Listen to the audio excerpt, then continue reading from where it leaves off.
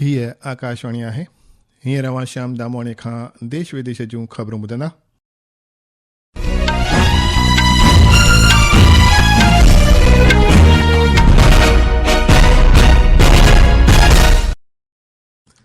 सभ खां अवल अहम ख़बरूं। राष्ट्रीय गीत वंदे मातरम जी 150 सालगिरह मौके ते अॼु लोकसभा में प्रधानमंत्री नरेंद्र मोदी इन विषय ते ख़ासि चर्चा जी शुरूआत कंदो। यूनेस्को जी अंतरिम सरकारी समितीअ जो 20हों इजलास अॼु नई दिल्ली जे लाल किले में शुरू थींदो। भारत हिन साल यूनेस्को जे अमृत वर्षे लाइ प्रकाश, भाईचारे, दया ऐं मुतहद उत्सव जे तहेवार ॾियारीअ खे नामज़द कयो आहे। भारत ऐं यूरोपी जमायत अॼु नई दिल्लीअ में आज़ाद वापार समझौते ते ॻाल्हि ॿोल वरी खां शुरू कंदा। भारत श्रीलंका वास्ते इंसानियत नाते भलाईअ वारी मदद वाधू वधाई आहे ऐं भारत शांघाईअ में हिकु नए तिजारती सिफ़ारती भवन जो इफ़्तिताह कयो। ख़बरूं तफ़सीलवार ॿुधंदा। राष्ट्रीय गीत वंदे मातरम जी 150 सालगिरह मौके ते अॼु लोकसभा में ख़ासि चर्चा शुरू थींदी।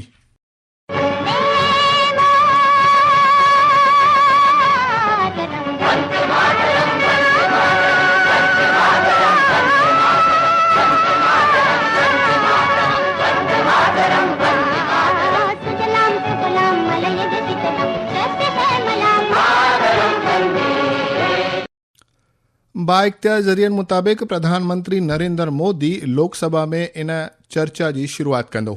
पार्लियामेंट कार्य मंत्री किरेन रिजिजूअ इन बाबति मालूमात ॾींदे ॼाणायो आहे त सॼे ॾींहं जी चर्चा ॿिपरनि जो 12 लॻे शुरू थींदी। हुन ईअं बि ॿुधायो आहे त लोकसभा स्पीकर ओम बिरला जी सिदारत में थियल सभई पार्टी बैठक में इहो यकराइ फ़ैसिलो वरितो वियो हो त 8 डिसंबर ते वंदे मातरम ते चर्चा ऐं 9 डिसंबर ते चूंडूं दुरुस्तीअ ते बहस मुबाहिसो थींदो। यूनेस्को जो अंतरिम सरकारी समितीअ जो 20हों इजलास अॼु नई दिल्ली जे लाल किले में शुरू थींदो। इन इजलास जी सदारत यूनेस्को में भारत जो सफ़ीर ऐं दायमा एवज़ी विशाल वी शर्मा कंदो। भारत हिन साल यूनेस्को जे अमृत वर्षे लाइ प्रकाश, भाईचारे, दया ऐं मुतहद उत्सव जे तहेवार ॾियारीअ खे नामज़द कयो आहे। मरकज़ी सखावती ऐं सियाहत मंत्री गजेंद्र सिंह शेखावत ॼाणायो आहे त इन सुझाव खां अॻु आज़ाद नमूने कथक कढंदड़ एकमुन द्वारा जाइज़ो वरितो वियो आहे। इजलास दौरान चर्चा कई वेंदी ऐं हुकूमत खे हाकारी नतीजा अचण जो मुकमल विश्वास आहे। प्रधानमंत्री नरेंद्र मोदी चयो आहे त भारत वास्ते वरसो महज़ क़दीम यादगिरियूं नाहिनि, पर इहे ज्ञान ऐं बिरादरीअ जी लगातार वहिकरे जी निशानी बि रहियूं आहिनि। श्री मोदीअ इहा ॻाल्हि काल्ह नई दिल्लीअ में अमृत सकाफ़ती वर्षे जे सलामतीअ लाइ यूनेस्को जे अंतरिम सरकारी समितीअ जे 20हें इजलास जे महूरती जलसे में पंहिंजे संदेश में चई। हुन ईअं बि चयो त भारत जो विकास बि विरासत बि जो नारो इहो ख़ातिरी करण जी वचनबद्धता आहे त जदीदीकरण ऐं शहरीकरण सकाफ़ती पाड़ुनि खे नाबूद करण जे बजाय संस्कृतीअ खे अञा वधीक मज़बूत करे। पेश आहे हिकु अहवाल। प्रधानमंत्री ने कहा कि अमूर्त सांस्कृतिक विरासत की सुरक्षा के लिए अंतर सरकारी समिति के 20वें सत्र की मेजबानी करना भारत के लिए बहुत गर्व का क्षण है और कहा कि ये सत्र प्राचीन विरासत और आधुनिक आकांक्षाओं के बीच एक सेतु का काम करेगा। प्रधानमंत्री ने कहा कि भारत की सभ्यता की यात्रा इस समझ से बनी है कि संस्कृति सिर्फ स्मारकों या पांडुलिपियों से समृद्ध नहीं होती, बल्कि ये लोगों की रोजमर्रा की अभिव्यक्तियों जैसे त्योहारों, रीति रिवाजों, कलाओं और शिल्प कौशल में फलती फूलती है। प्रधानमंत्री ने आगे बताया कि यूनेस्को ने अमूर्त विरासत की सुरक्षा के लिए एक साझा वैश्विक ढांचा बनाने में बदलाव लाने वाली भूमिका निभाई है और भारत को गर्व है कि उसके कई तत्व यूनेस्को की सूची में शामिल हैं। श्री मोदी ने इस बात पर जोर दिया कि यूनेस्को 2003 कन्वेंशन ने वैश्विक जिम्मेदारी की भावना पैदा की, विश्व दर्पण के लिए सरफिरोजी। ही ख़बरूं आकाशवाणी तां ॿुधी रहिया आहियो। ही ख़बरूं तव्हां असांजे YouTube channel air news Gujarat ते पिणु ॿुधी सघंदा आहियो। ख़बरुनि जी वधीक तफ़सील लाइ तव्हां असांजी वेबसाइट newsonair.gov.in ते राब्तो करे सघो था।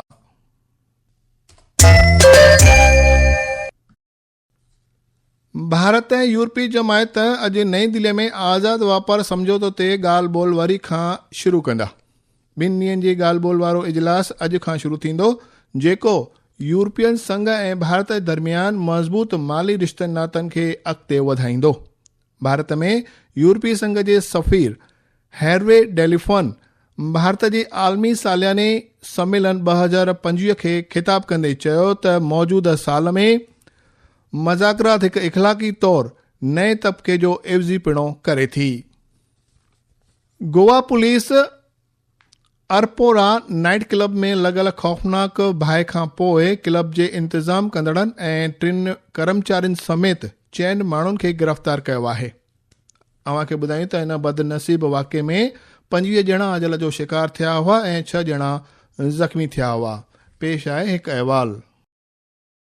मुख्यमंत्री प्रमोद सावंत ने क्लब के 4 कर्मचारियों की गिरफ्तारी की पुष्टि की। स्थानीय सरपंच भी जांच के सिलसिले में हिरासत में हैं। एसडीएम की अगुवाई में एक विशेष समिति बनाई गई है जो मृतकों के शवों को उनके गृह राज्यों और नेपाल भेजने की प्रक्रिया को समन्वित करेगी। विशेष जांच समिति का भी गठन किया गया है, जिसे 1 सप्ताह के भीतर रिपोर्ट सौंपने के निर्देश दिए गए हैं। घटना के लिए जिम्मेदार अधिकारियों के खिलाफ कार्रवाई की जाएगी। मुख्यमंत्री ने आश्वासन दिया कि राज्य में क्लबों और ऐसे अन्य प्रतिष्ठानों का सुरक्षा ऑडिट किया जाएगा और इनके लिए सरकार जल्द ही दिशा निर्देश जारी करेगी। राष्ट्रपति द्रौपदी मुर्मू और प्रधानमंत्री नरेंद्र मोदी समेत कई राष्ट्रीय नेताओं ने इस त्रासदी पर गहरा शोक व्यक्त किया। निखिल उपाध्याय, आकाशवाणी न्यूज, पणजी।